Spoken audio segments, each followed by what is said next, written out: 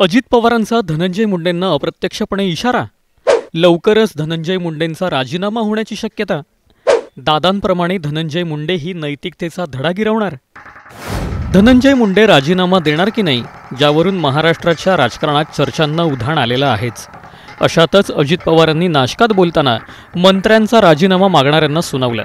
तर दुसरीकडे त्यांनी अप्रत्यक्षपणे धनंजय मुंडे यांनाही इशारा दिला की काय, यावरून तर्कवितर्कांना उधाण आलंय. सिंचनाच्या बद्दलचे जे आरोप झाले त्यावेळेस तुम्ही स्वतः राजीनामा दिला. जो तो स्वतःचा निर्णय, त्यावेळेस माझ्या सद्विवेक बुद्धीला मला ते पटलं नाही, कारण मी अतिशय स्वच्छ पद्धतीने काम केलेलं होतं. रविवारी म्हणजेच 16 फेब्रुवारीला अजित पवारांनी नाशिकमध्ये पत्रकार परिषद घेतली. दरवेळेप्रमाणे याही वेळी अजित पवारांना धनंजय मुंडेंच्या राजीनाम्यावरून प्रश्न विचारण्यात आला. दरम्यान या पत्रकार परिषदेत मी स्वतःही राजीनामा दिला होता याची आठवणही अजित पवारांनी करून दिली. इतकंच काय, तर राजीनामा न देणाऱ्यांवरूनही त्यांनी सुनावलं. सिंचनाच्या बद्दलचे जे आरोप झाले त्यावेळेस तुम्ही स्वतः राजीनामा दिला. जो तो स्वतःचा निर्णय, त्यावेळेस माझ्या सद्विवेक बुद्धीला मला ते पटलं नाही, कारण मी अतिशय स्वच्छ पद्धतीने काम केलेलं होतं.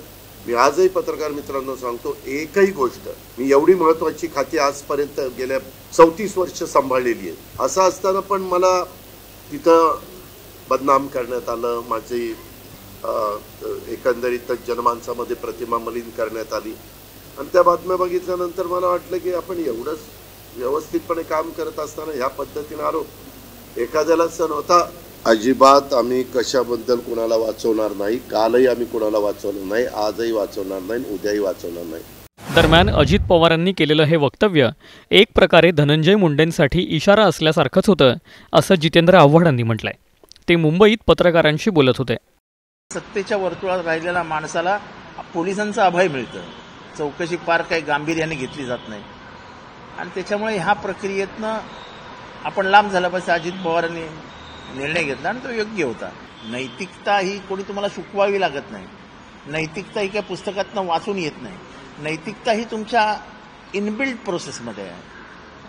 तेव्हा अजित पवार बरोबर बोलले. त्यांनी एक इशारा दिला की बाबा मी दिला होता नैतिकतेच्या आधारावर. समोरच्यांनी इशारा आपला जेव्हा पक्षप्रमुख बनतोय की मी दिला होता, याचा अर्थ काय, तर तू दे.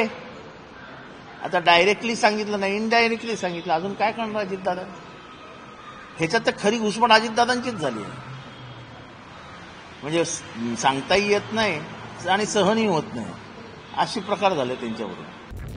आव्हाडांच्या वक्तव्यावरून आता खरंच अजित पवारांनीही धनंजय मुंडेंना राजीनाम्यासाठी इशारा दिलाय की काय, यावरून चर्चांना उधाण आलंय. नेमकं तुम्हाला याबद्दल काय वाटतं? खरंच अजित पवारांकडून धनंजय मुंडेंना वाचवण्याचा प्रयत्न होतोय का, की मग नैतिकतेचा पाठ अजितदादांप्रमाणेच धनंजय मुंडेही गिरवतील का?